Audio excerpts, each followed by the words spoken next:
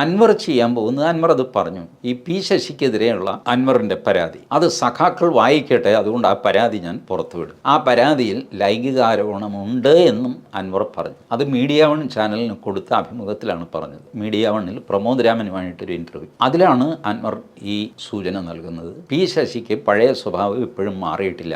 അപ്പോൾ പ്രമോദ് രാമൻ ചോദിക്കുന്നു, മാറിയില്ലേ? പ്രായമായി കഴിഞ്ഞാലെങ്കിലും മനുഷ്യന് ഈ സ്വഭാവം മാറണ്ടേ, സ്വാഭാവികമായിട്ട് മാറണ്ടേ? അത് മാറിയിട്ടില്ല എന്ന് അതിൻ്റെ പരാതിയിലുണ്ട്. അത് സഹാക്കൾ വായിക്കട്ടെ, ഞാൻ ആ പരാതി പുറത്തുവിടും. അപ്പോൾ അൻവറിൻ്റെ കയ്യിൽ ഒരായുധം പി ശശിക്കെതിരെയുള്ള പരാതിയാണ്. അതിൽ കുറച്ച് മസാലയൊക്കെ ഉണ്ടാകും. ചാനലുകൾക്ക് ഒരു 2 ദിവസം ആഘോഷിക്കാനുള്ള വകുപ്പ് അതിൽ നിന്ന് കിട്ടും. അതുകൂടാതെ ഈ മുഖം മറച്ചുള്ള ഏതെങ്കിലും സ്ത്രീ പ്രത്യക്ഷപ്പെടുകയൊക്കെ ചെയ്യും. ഈ നാടകീയതയ്ക്ക് വൈകിട്ട് പ്രതീക്ഷിച്ചോ വരും ദിവസങ്ങൾ. മുഖം മറച്ചൊരു സ്ത്രീ വരുന്നു, എന്നെ അങ്ങനെ ചെയ്തു ഇങ്ങനെ ചെയ്തു, എൻ്റെ മകളെ കൊണ്ടുപോയി, ഒരുപാടൊക്കെ പറയും. ഇതൊന്നും ഏശാൻ പോകുന്നില്ല. കാരണം പാർട്ടിയുടെ, കമ്മ്യൂണിസ്റ്റ് പാർട്ടിയുടെ ശക്തിയുമായിട്ട് നോക്കുമ്പോൾ അൻവറിന് ശക്തി പോരാ. ഇപ്പോൾ